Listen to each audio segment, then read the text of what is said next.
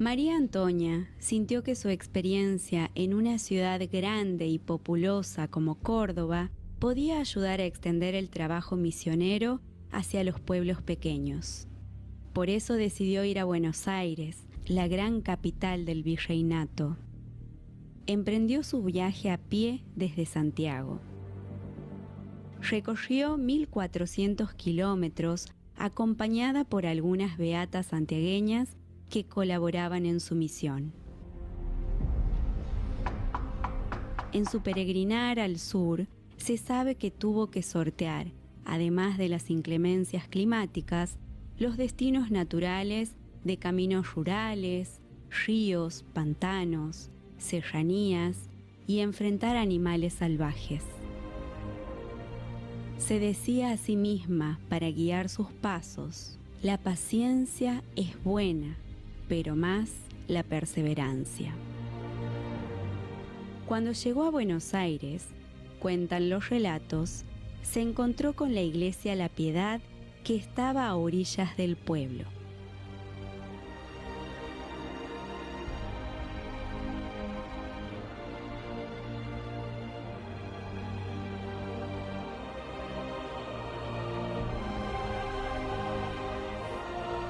Fatigada por el cansancio y el hambre, ingresó al lugar y realizó su primera oración en esa ciudad,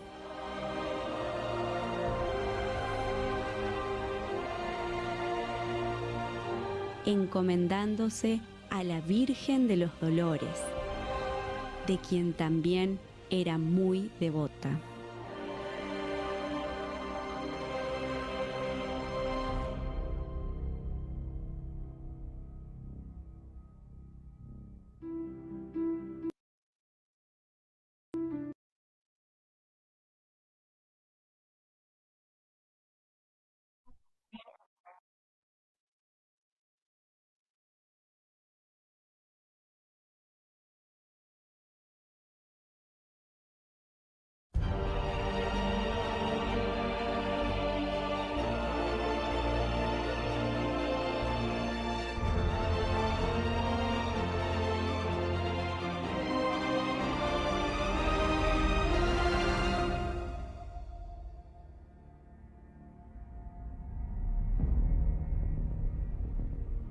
María Antonia sintió que su experiencia en una ciudad grande y populosa como Córdoba podía ayudar a extender el trabajo misionero hacia los pueblos pequeños. Por eso decidió ir a Buenos Aires, la gran capital del virreinato. Emprendió su viaje a pie desde Santiago. Recorrió 1.400 kilómetros acompañada por algunas beatas santiagueñas que colaboraban en su misión. En su peregrinar al sur, se sabe que tuvo que sortear, además de las inclemencias climáticas, los destinos naturales de caminos rurales, ríos, pantanos, serranías y enfrentar animales salvajes. Se decía a sí misma para guiar sus pasos: la paciencia es buena, pero más la perseverancia. Cuando llegó a Buenos Aires, cuentan los relatos, se encontró con la iglesia La Piedad, que estaba a orillas del pueblo.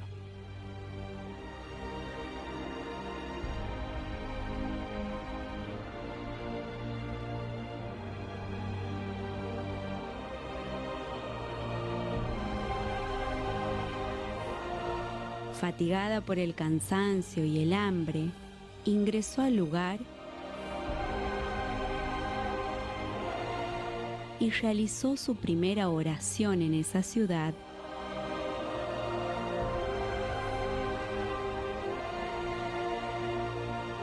encomendándose a la Virgen de los Dolores, de quien también era muy devota.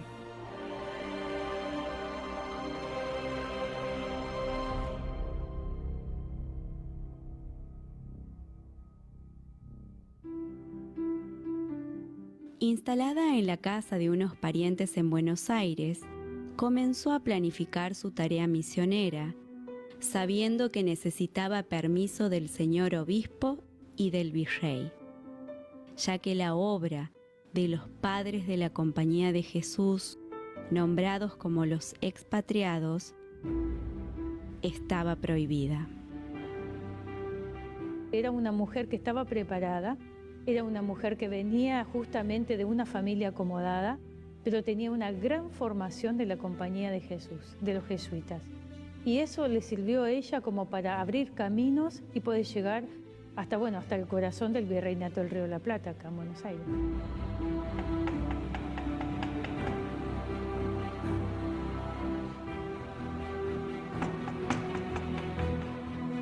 Esperó con paciencia durante 9 meses por el permiso y la aprobación eclesial que le permitieran brindar los ejercicios espirituales.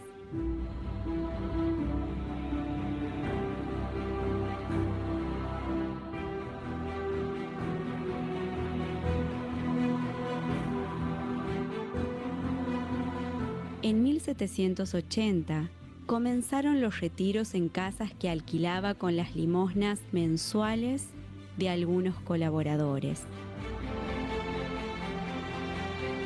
Los ejercicios duraban 10 días y se hacían durante todo el año. Mama Antula, viendo la pureza de las almas, logró que personas de toda clase, damas con sus domésticas negras y en tandas separadas, señores ricos con sus peones de campo, convivieran en el mismo espacio. En Buenos Aires, los retiros espirituales en 4 años lograron que cerca de 15.000 personas participaran. Lo llamativo de esta experiencia espiritual es que concurrieron personas, tanto mujeres como hombres, de un poder adquisitivo importante, gente de mucha riqueza con sus esclavos, con sus peones, logrando igualdad y equidad social, algo que era único en la época en que ella vivió.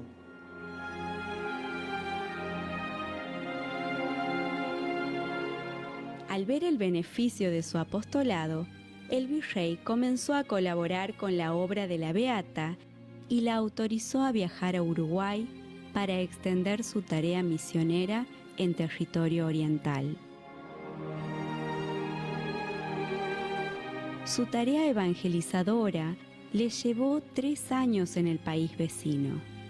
Permaneció en Colonia y Montevideo brindando los ejercicios y dejó todo preparado para la instalación de una casa de ejercicios en esa costa oriental.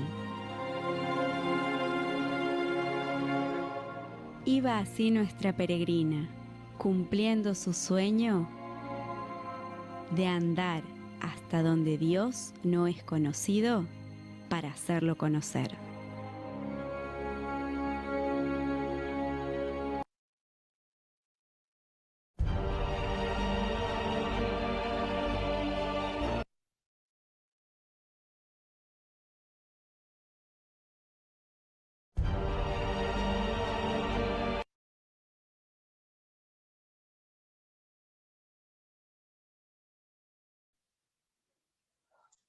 Hola, buenas tardes, ¿cómo les va a todos? Bienvenidos. Estamos una vez más, otro miércoles, aquí reunidos para conversar de literatura, de escritura y hoy de Mama Antula. Quien les habla, Patricia Echeún y Julián Grano, el gerente general de Casa Lepage. Hoy estamos acá. Voy a ver si les puedo mostrar dónde exactamente.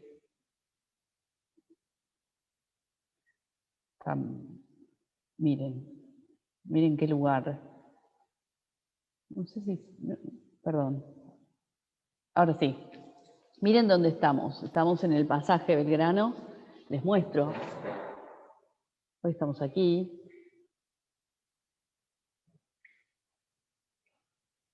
En el histórico pasaje Belgrano. Y está con nosotros Ana María Cabrera, que nos va a contar ahora sobre Mamantula. Y nada, le damos la bienvenida a ella y después les mostramos un poco más de acá, del pasaje. Hola Ana, ¿cómo estás? Bienvenida. Bueno, encantada de volver a estar acá en Casa Lepage. Bueno, y con Mamantula nada menos. Veo por ahí a Damián Abregú. ¿Qué tal? Bienvenido. Realmente yo siempre digo que escribo no lo que sé, sino para saber. Y yo siempre tuve interés en conocer la Casa de Ejercicios Espirituales y sabía muy poco de Mamantula, como casi todos, ¿no? Siempre estoy escribiendo sobre los grandes silencios de la historia. Recuerdo que cuando daba clases, mis alumnos de profesorado me preguntaban, profesora, ¿pero qué pasaba en Argentina antes de la Revolución de Mayo, antes de las invasiones inglesas? Porque había como un gran silencio en toda la época anterior. Y fue misterioso, maravilloso descubrir a Mamantula. Siempre digo que cuando escribo, tiempos y espacios se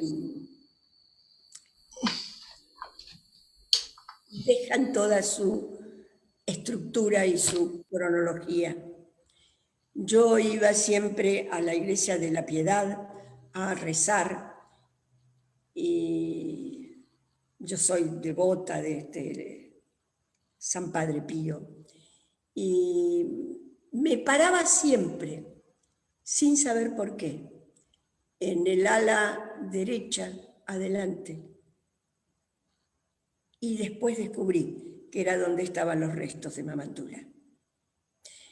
Por otra parte, siempre me interesó la Casa de Ejercicios Espirituales, por todas las historias que se podían esconder ahí, ¿no?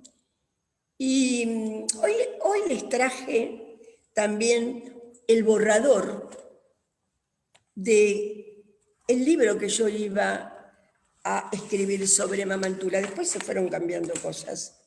Pero el título que yo había pensado para este libro era el de, creo que es una samba, que se llama Algo le falta a Argentina. Eso me hubiera gustado que se llamara así el libro, ¿no? Y después de la charla vamos a ir viendo por qué considero que Mamantula es tan necesaria, tan vital también para este momento de Argentina. Entonces, en ese primer borrador que les leo, siempre me atrajo la Casa de Ejercicios Espirituales y yo decía, ¿cuántos secretos guardará? Mariquita Sánchez, por ejemplo, con tan solo 14 años, se rebeló ante la decisión de sus padres que le impedían la unión con su gran amor, Martín Thompson. La joven no dudó en presentarse directamente al virrey. Creo que tenía 14 años, 15, tenía muchísima personalidad, ¿no? Los padres se lo impedían, pero ella fue directamente al virrey a pedirle permiso para casarse con su gran amor. Y el virrey le dijo, bueno, está bien, pero mientras tanto vas a tener que, o va a tener que, permanecer en la Casa de Ejercicios Espirituales.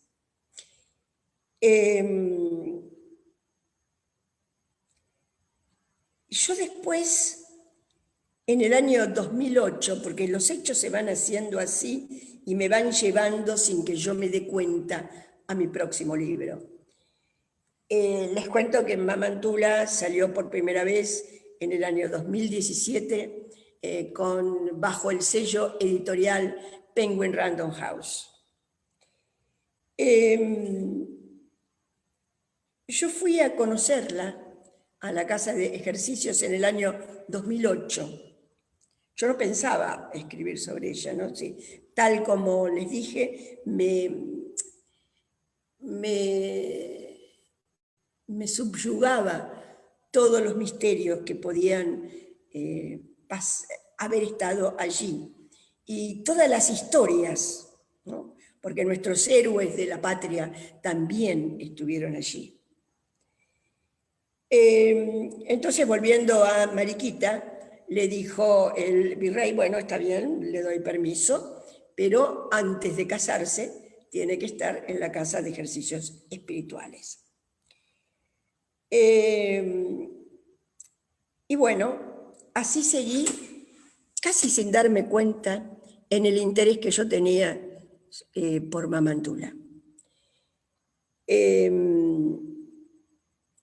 Así empecé la historia, pero este libro es diferente de los otros, porque incluyo muchísimo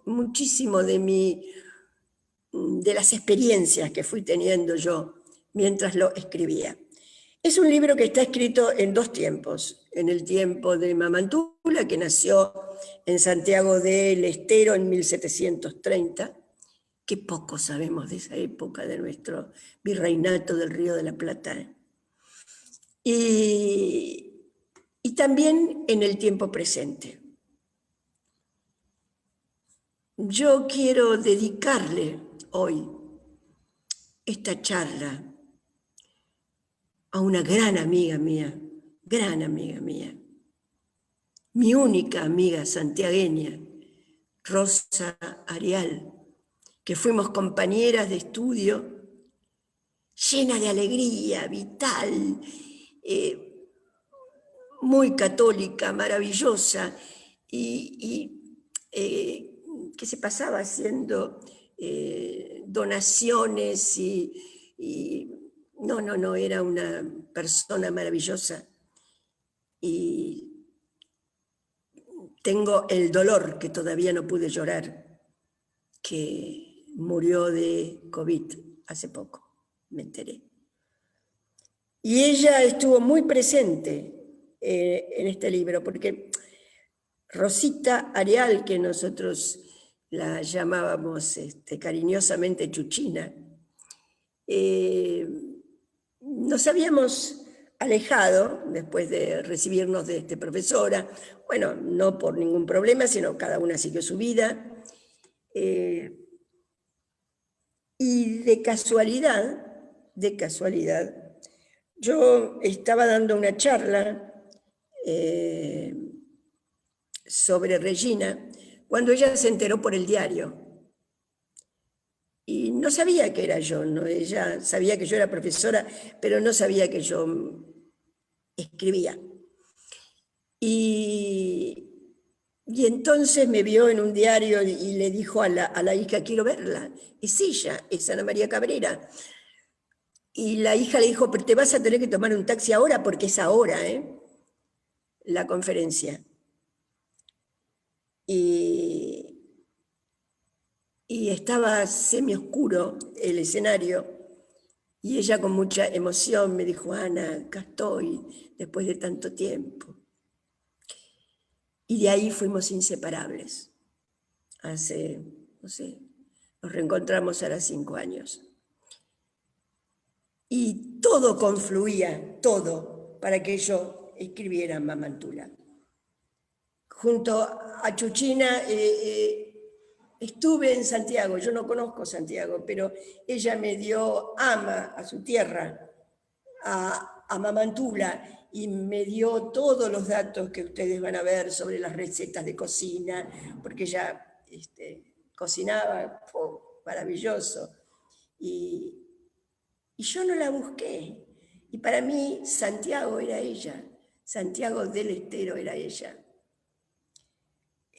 Realmente cuando tomé el borrador. Este borrador yo lo imprimí para dárselo a ella, para ver qué pensaba.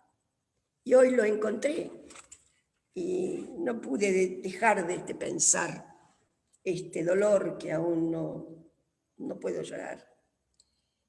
Ella estuvo muy cerca mío. Ella me acompañó cuando fue la beatificación. Yo a ella le leía. Y Monseñor Arial era su tío. Y ella me regaló el libro que habla sobre San Francisco Solano. No, yo le debo mucho. Ella me hizo vivir Santiago.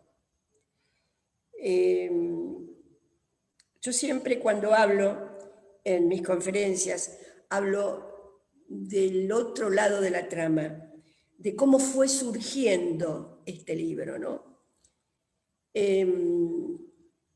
Se fueron aunando todas esas coincidencias, la llegada de mi amiga querida santiagueña, el que yo me paraba al lado de los restos de Mamantula, de que yo hubiera ido a hacer un ejercicio espiritual en el año 2008, todo se acercaba para que yo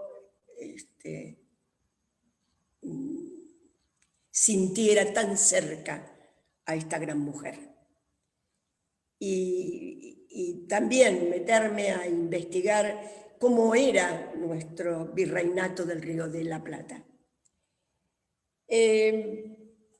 Ustedes ya vieron algo antes sobre Mamantula, pero debo decir que ya nació en el año 1730, hija de un encomendero, y desde muy chiquita fue diferente a sus hermanas.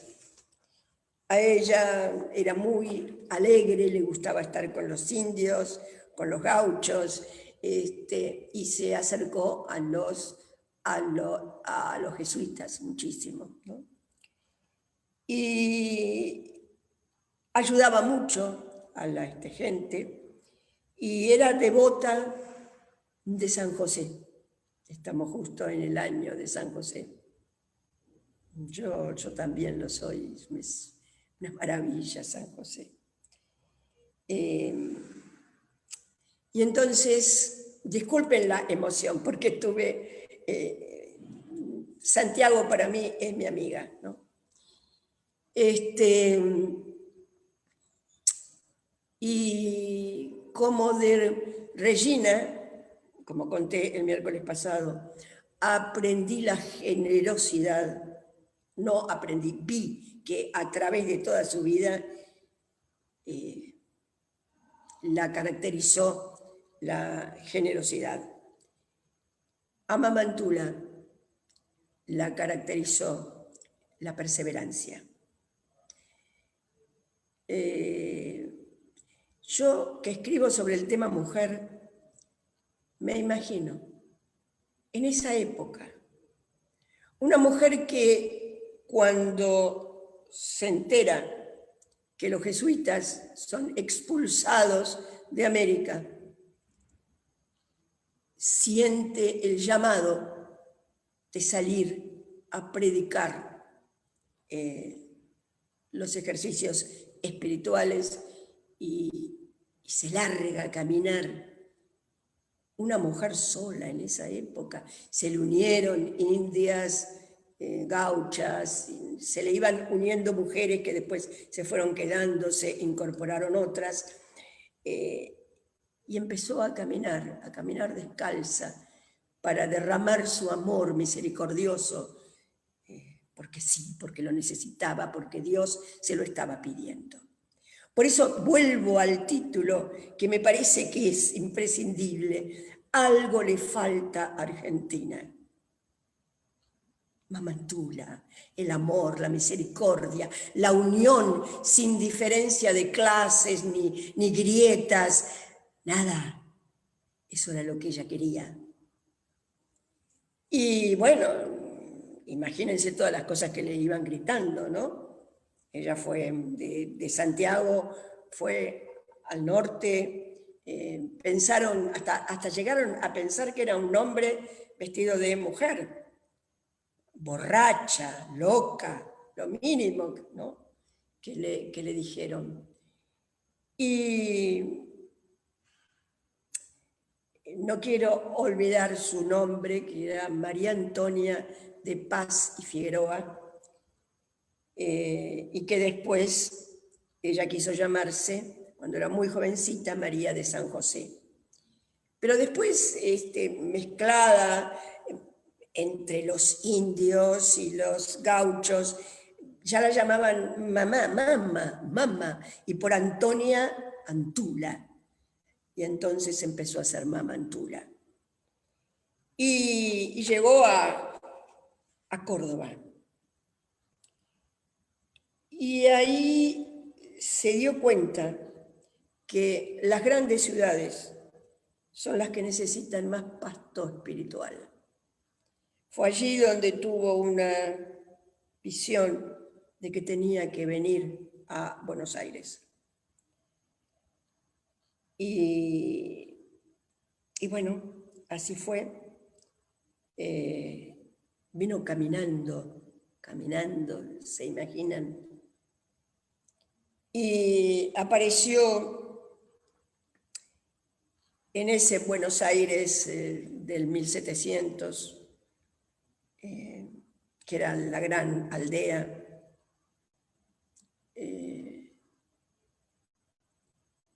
Estoy aquí justamente hablándoles en Casa Lepage, muy cerca de la Casa de Ejercicios Espirituales, en la zona donde nació Buenos Aires, donde nació nuestra querida ciudad.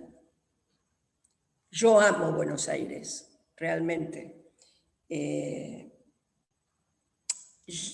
viajado mucho, viví en 2 países, un año en Madrid y 7 en los Estados Unidos, Los Ángeles.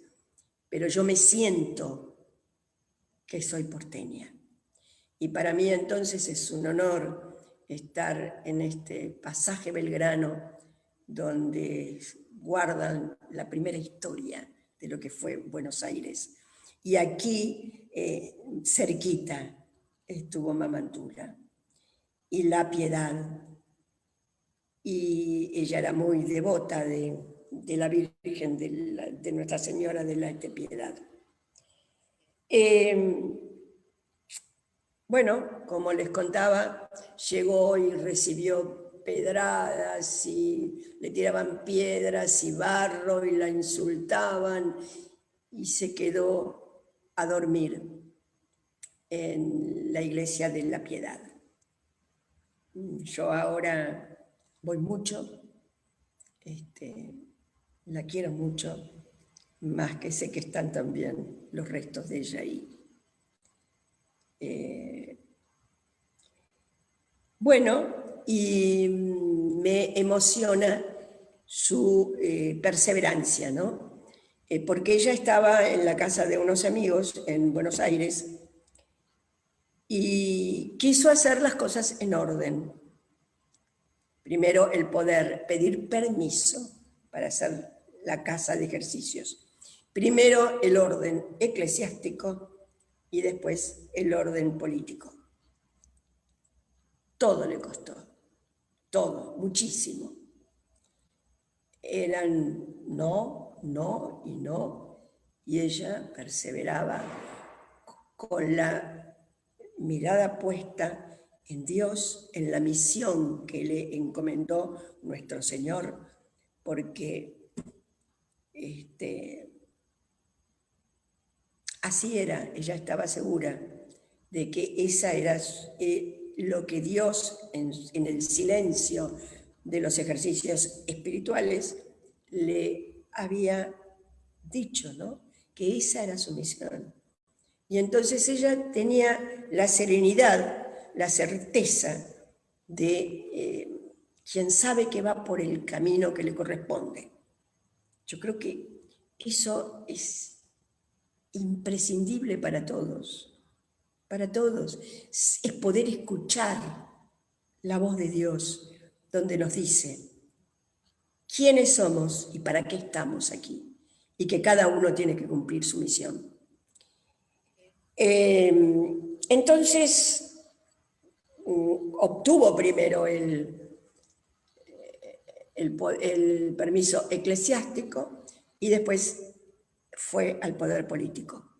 Y el virrey Vértiz, despectivamente le decía, uy, un olor a jesuita por acá, ¿no? Bueno. Y todos los días era no, y ella tranquila volvía, y volvía, y volvía, y los amigos le dicen, pero bueno, escúchame, te acompañamos algunos de nosotros, te conseguimos una carta de recomendación. No, no, no, no, los tiempos son de Dios, ya va a llegar. Y ella con toda la seguridad, pero la certeza de que eso iba a ser así. Y no solo obtuvo el permiso de ambos, el clerical y el político, sino que fue amigos fueron de ella. Estuvieron a su favor y la ayudaron en la casa de ejercicios. Fue realmente maravilloso, maravilloso. Esto me hace acordar, todo tiene que ver con todo, ¿no? A un gran escritor del siglo XVII, Calderón de la Barca, y en ese mismo siglo es San Ignacio. Y Calderón, jesuita también había sido, escribe un auto sacramental, que en España se dan estos autos sacramentales el Día de los Muertos, en unos pueblitos de España. Y hay uno que tiene que ver muchísimo con esto de la misión de cada uno. Rápidamente les cuento, los personajes son alegóricos. El autor, que es Dios, le dice al mundo que quiere disfrutar de la comedia de la vida, una vez más. Entonces, el mundo le tiene que dar los ropajes a los personajes. Entonces, son los mismos personajes en todas las épocas. Es el rey, el que nace con el poder, es el rico, el que nace con la fortuna, es hermosura, puede ser varón o mujer, ¿no? Son personajes alegóricos. La persona que nace hermosa sin ninguna responsabilidad, porque no nació hermoso y punto. Discreción, que es la que nace con la oración, con la belleza interior. Y el labrador, que es el que va a tener que ganarse el pan de cada día, todo trabajador. Bueno, pero estos personajes que aparecen siempre en todas las obras, en toda la vida, perdón, en el gran teatro del mundo, los hacen entrar a escena y dicen, pero ¿y el papel mío? ¿Y qué hago yo ahora? Ah, no, tenés que escuchar la voz de Dios en tu interior y ahí vas a saber qué se debe hacer. ¿Cuál es tu misión? Calderón es de la época también de San Ignacio, el grande de los ejercicios espirituales. Y así pasan por la vida, que entran por la cuna, y salen por la sepultura, que es una cuna invertida, a vivir la comedia de la vida, que nadie nos da por escrito un guión teatral. Uno tiene que escuchar en silencio la voz de Dios. Y solamente ahí sabrá cuál es su misión. Entonces, Y entonces preguntan, bueno, ¿cuándo termina esta obra? En cualquier momento termina, no hay aviso. Termina dentro de un rato, mañana, no sé. Entonces, a medida que va terminando la comedia de la vida, ninguno quiere salir. No, quiero un poco más, no, ya está. Entonces, aquellos que no supieron internalizar y cumplir su misión en la vida, les quitan las posesiones. Le dicen al rico, bueno, dame todo, porque nada era tuyo, todo era prestado. Si no supiste qué hacer con eso, bueno, responsabilidad tuya. El rico, el poderoso, ¿cuántos políticos vemos que se creen que ya lo tienen el poder y lo tienen para siempre? Todo es prestado. Todo es prestado. Yo creo que me vuelvo a los escritores del siglo XVI y XVII. En esta época de pandemia, yo voy a ver si escribo algo con respecto. Escribí un libro, ¿no? Pero algo más profundo, porque creo que también acá se nos caen las máscaras y uno toma conciencia de la propia vida.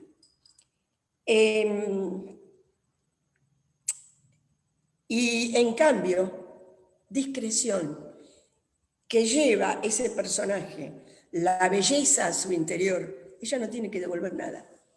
No tiene que devolver nada, porque lo interiorizó y lo hizo suyo. Entonces, si cada uno escucha la voz de Dios, como se propone en los ejercicios espirituales, sabrá cuál es su misión y cumplirla con perseverancia, porque seguro que le va a ir bien. Entonces, fue maravilloso transitar este tiempo con Mamantula y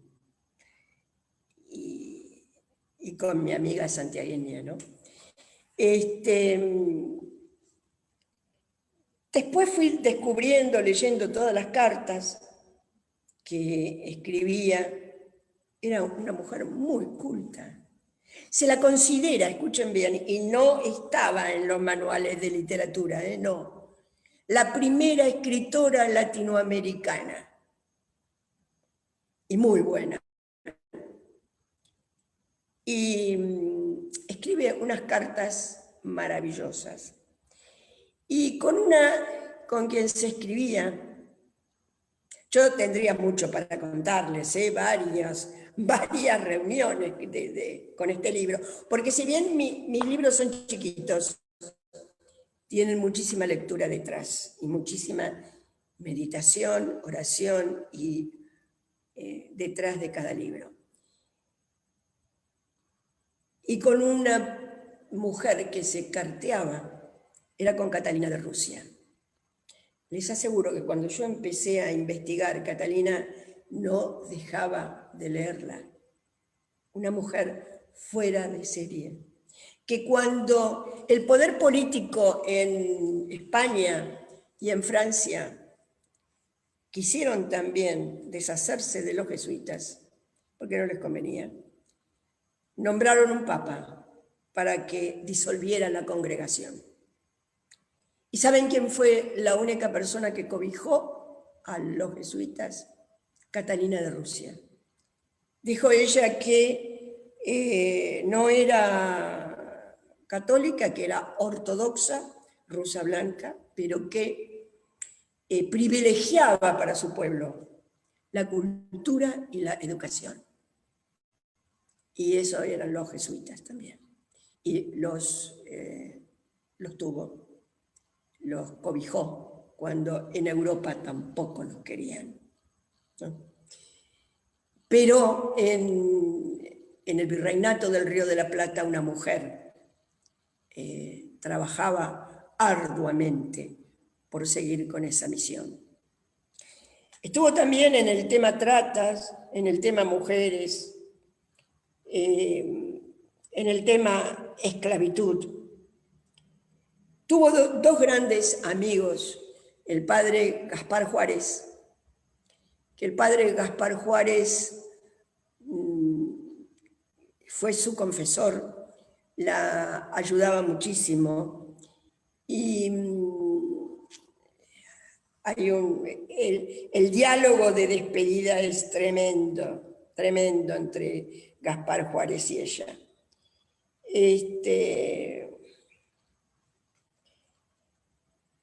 Y bueno, Gaspar Juárez llevó las primeras plantas americanas, latinoamericanas, al Vaticano. O sea que, de algún modo, ellos que no querían que nos independizáramos, la forestación llegó a ser conocida en Europa, gracias al padre Gaspar Juárez. La biblioteca de la Facultad de Agronomía lleva el nombre de él. Y otro gran amigo de ella, Ambrosio Funes, ¿no? El cordobés. Y bueno, las cartas de ella son maravillosas y se escribió un libro anónimo que se llama, acá está, El estandarte de la mujer fuerte. Hablando de ella, en Europa fue conocido. Y fue un bestseller en vida de ella. Ahora, fíjense cuántas cosas que no nos enseñaron en el colegio. Yo misma me revelo ahora. ¿Por qué no nos enseñaron todo esto? ¿Por qué guardaron tanto silencio? Mis alumnos me hicieron reflexionar. Profesora, ¿por qué no sabemos casi nada de antes del siglo XIX con todas las revoluciones? ¿Por qué? Es verdad. Yo no tenía idea, y sobre todo una mujer, ¿no? En esa época. Increíble, increíble. Y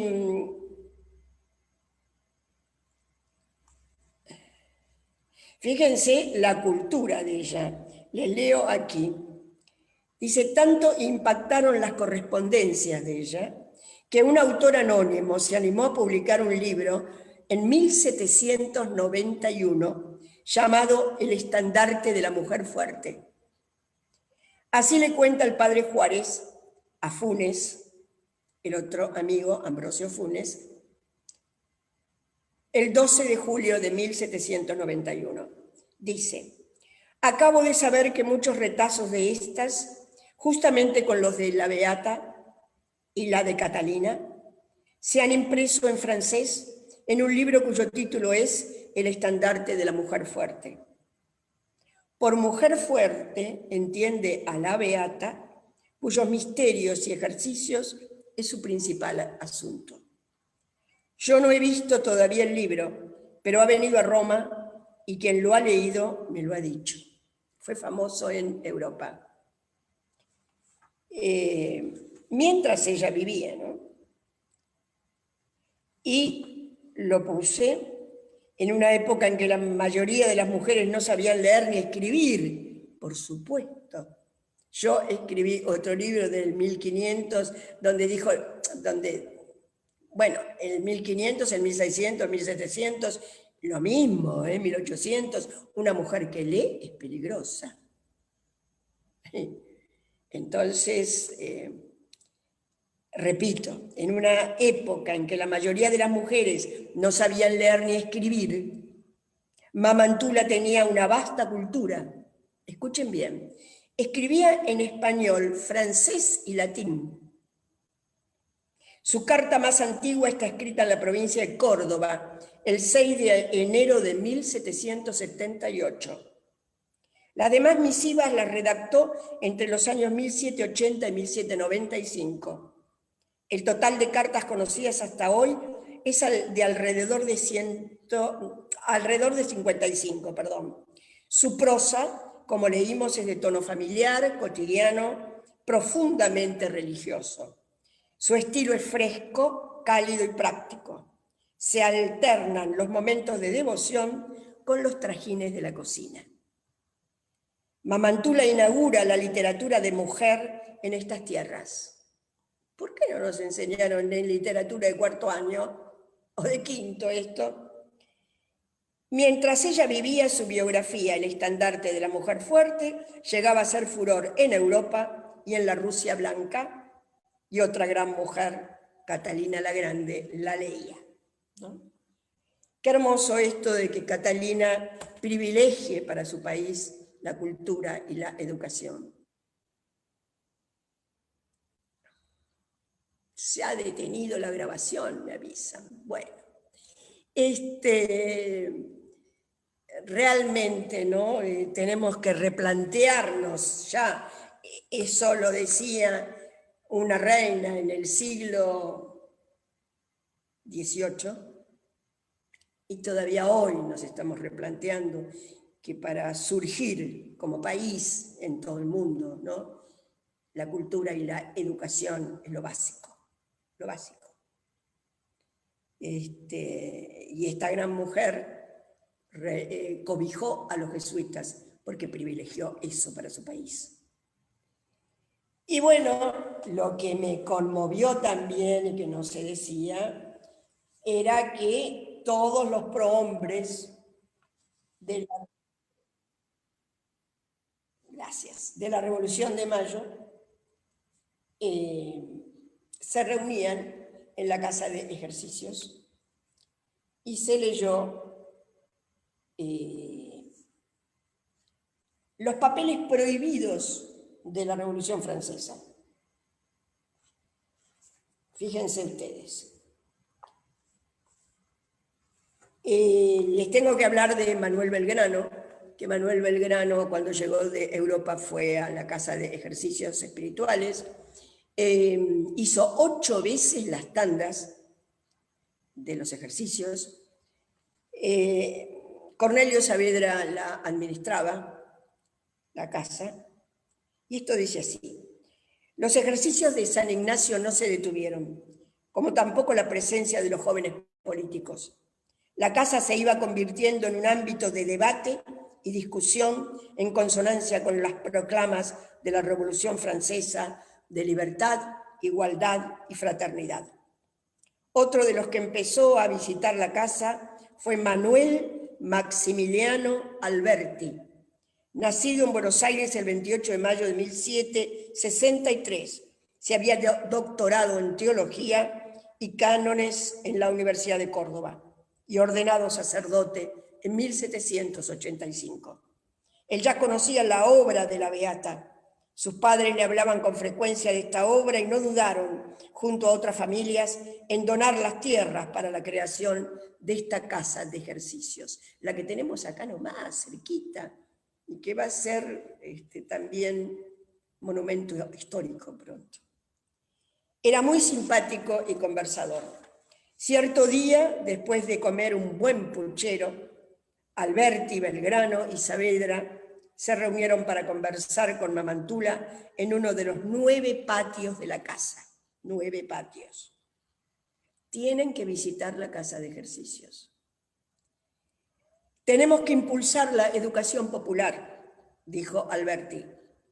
Belgrano, después de tomar un sorbo de agua, asintió con la cabeza, luego agregó: sin olvidar la pacificación de los espíritus. Y así continuaron entusiastas. La casa era un escenario donde los jóvenes políticos debatían el futuro de la patria. Una tarde Belgrano llevó a estas reuniones a su primo. Le presento a mi primo Juan José Castelli, le dijo a Mamantula. Castelli había nacido en Buenos Aires en 1764, estudió con los jesuitas en el Colegio Real de San Carlos, y si bien la familia le había encomendado ser sacerdote, dejó los hábitos para estudiar abogacía en la Universidad de Chuquisaca, hoy Sucre. Allí conoció los ideales de la Revolución Francesa. Muy decidido, Castelli se adelantó enarbolando unos papeles. Esto me pareció importantísimo cuando lo encontré. Conseguí esta información. Todos se sentaron intrigados a su alrededor. «Habla, hombre, ¿de qué se trata?», ¿Por qué tanto misterio?, indagó Saavedra. Por fin Castelli le dijo: es la Declaración de los Derechos del Hombre y de los Ciudadanos. Y leyó algunos fragmentos sobre la libertad y la igualdad. Belgrano escuchó a su primo y añadió: la libertad es definida como lo que no perjudica a nadie, y solo la ley le puede poner límites. Mamantula reafirmó la importancia del orden y de la ley, dentro de la cual se puede vivir la libertad. Castelli luego comentó otros artículos que se referían a la libertad de opinión y de conciencia. Y así siguieron conversando hasta el anochecer. La casa de ejercicios espirituales era un espacio para intercambiar ideas emancipadoras. Mamantula estaba vinculada a la oración y al arduo y persistente trabajo contra la esclavitud de negros y aborígenes, la trata sexual y el trabajo abusivo. La casa de ejercicios espirituales fue un ámbito fundamental para el nacimiento de nuestra patria. Es por eso que yo digo que es la madre de la patria, ¿no? Reitero, otro gran silencio de la historia. Tenemos que difundir esto. No, opa. Nada, estaba poniendo una carátula para que aparezcas vos también y quede tu nombre. Okay. Tengo el videíto, si querés, de Mario Marcit, el fragmentito ese del programa de él que muestra la casa, por si querés que... Pero cuando vos quieras. Sí, podría ser ahora, así ya después, más o menos... Así descansás un poco porque venís hablando sin pausa. Sí, tenés razón. Vamos a ver. Mamá Antula, digamos, en el pobrerío, Mamá Antula. Paz Figueroa era el apellido. Y atrás de ella y de todas las cosas importantes que hizo, que ahora recién están saliendo a la luz porque era una mujer prácticamente desconocida, hay una historia de amor romántica de Luisa Sánchez Orondo, que es una persona devota de Mamá Antula. Yo te sugiero que verla es, diría, aleccionadora. ¡Ay, ya vamos a verla!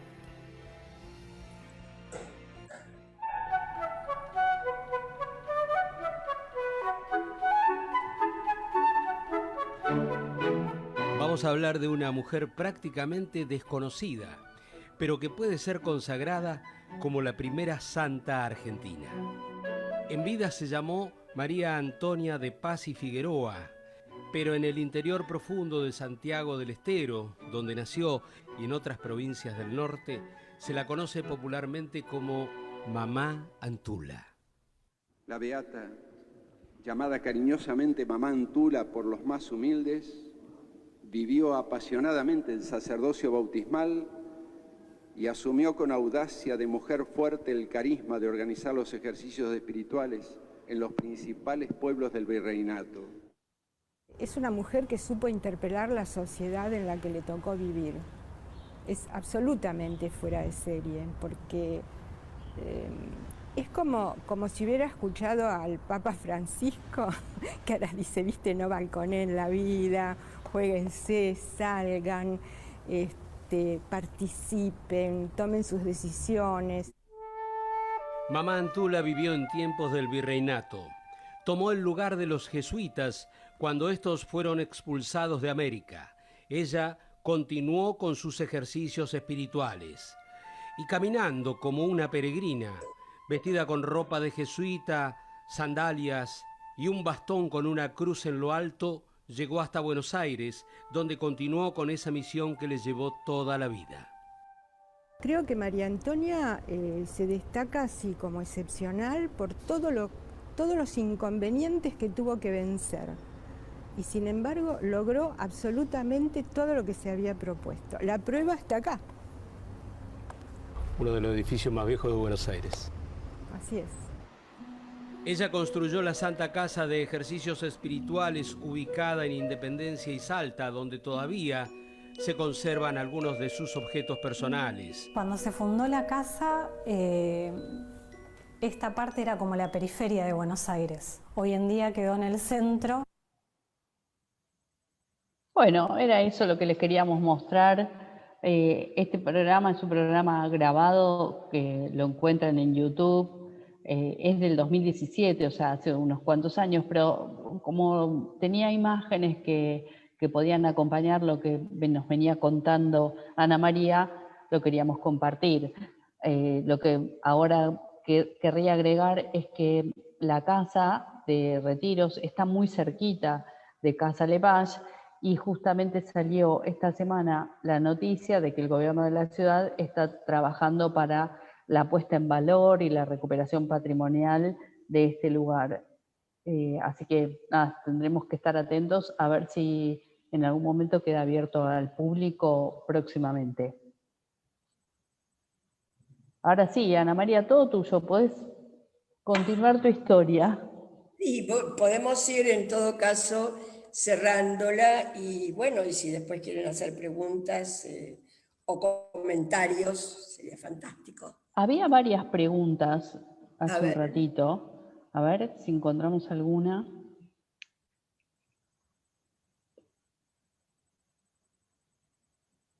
No sé si va a haber ejercicios espirituales así. Entiendo que están hablando de la recuperación patrimonial del edificio. Ajá. Porque era lo que estaban preguntando acá, si va a haber de nuevo. La verdad que no sabemos eso. Bueno, ¿querés comentar algo más? Sí. Sí, seguro, vos seguro que querés comentar algo más porque siempre tenés algo más para decir. Sí, claro. Lo que yo siento, Mama Antula, hoy, ¿no? Y tal vez me gusta terminar con la dedicatoria, porque para mí las dedicatorias son muy importantes, porque es lo que, sale del alma, no las pienso, y son breves, pero encierran mucho. Y se la dediqué por la unión de los argentinos. Entonces, quise terminarlo, el libro, con esto.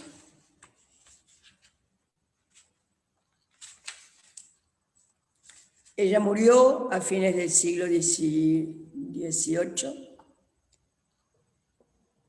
Y yo digo, y la historia siguió escribiendo sus páginas. Llegó a Buenos Aires el horror de las invasiones inglesas.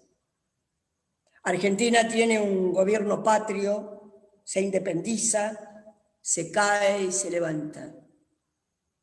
En las nubes de los tiempos apuesta, gana, pierde, compra, vende, pesos, australes, dólares, petróleo, trigo que crece se arranca, riqueza, hambre, dolor, desaparecidos, dictaduras. Yo no me meto, no te metas, yo, argentino.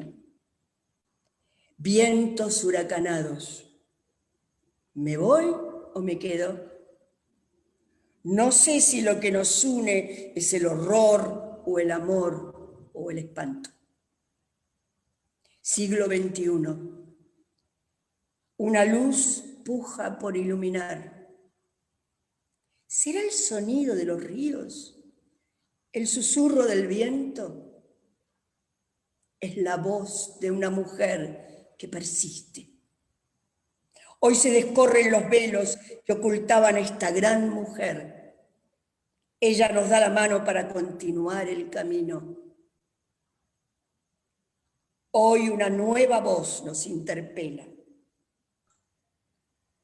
Mujer del siglo XVIII, María Antonia de Paz y Figueroa dejó su ilustre apellido y se despojó de las comodidades de su medio social para entregar su vida, para caminar el sendero de la misericordia.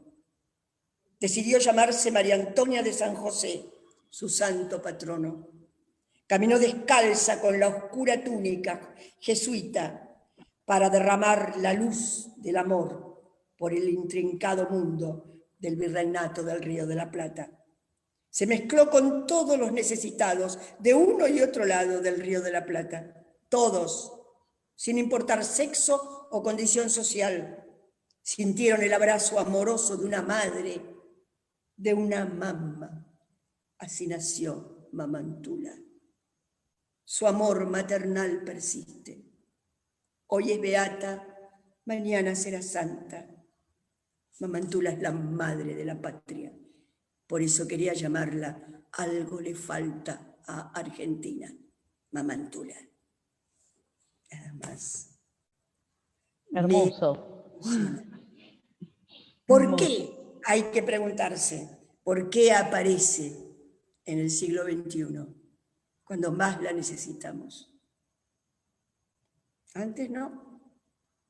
Se descorren los velos, como digo, y aparece la misericordia, el amor, la unión.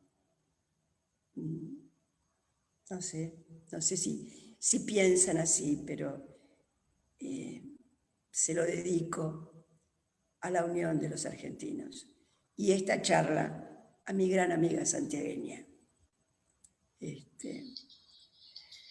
Y aparte justo casi en los festejos de la independencia, ¿no? De este viernes.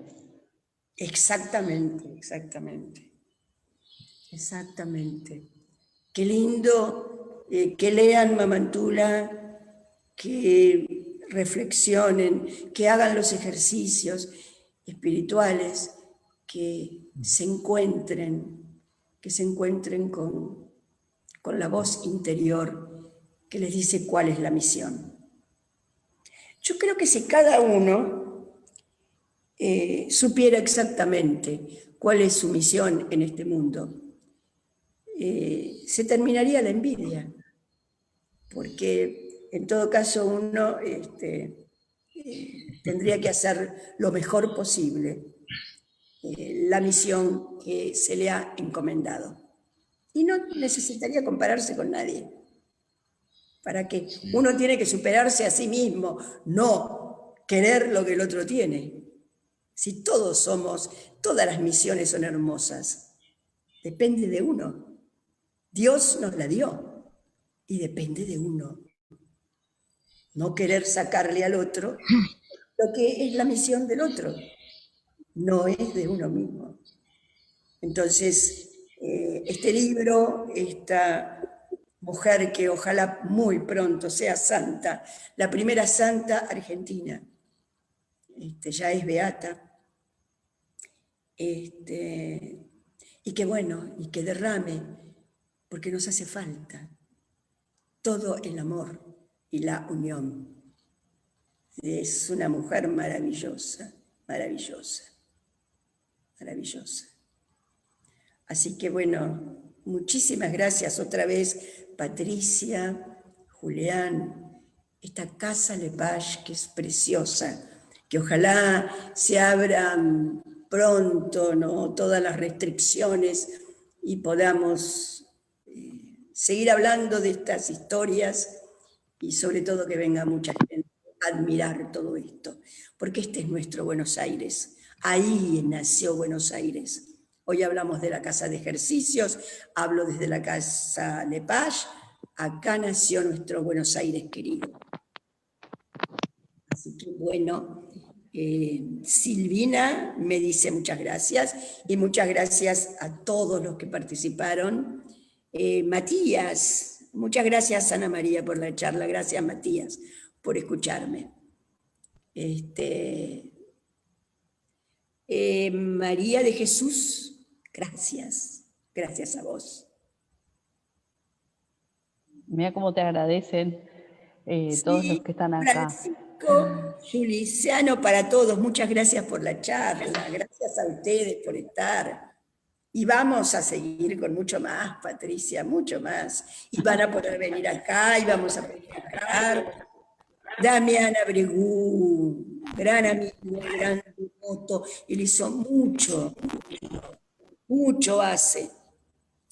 Hermoso, Ana María, y muy necesario el mensaje de Julián Grano. Gracias, gracias, Julián.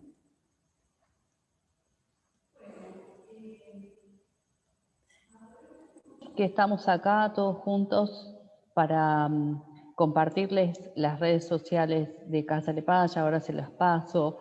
Recuerden que en unos días más va a estar la grabación de esta charla. Están en el canal de YouTube las charlas anteriores que dio Ana María, la de Regina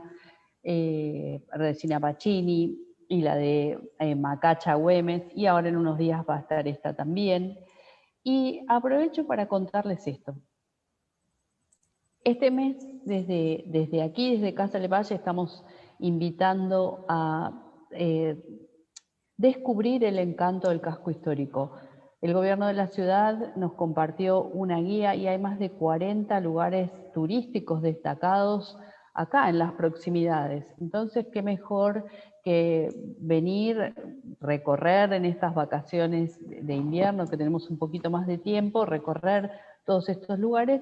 Y claro, si quieren elegir Casa Lepage como punto de partida, pueden empezar por el Museo de Sitio, recorrer el edificio, recorrer nuestras terrazas, y desde aquí, muy cerquita, pueden ir a ver la casa de ejercicios de Mamantula, que hablábamos recién, pero también muy cerquita está el mercado de San Telmo, la Manzana de las Luces, ni hablar de todo lo que pasa en la Plaza de Orrego.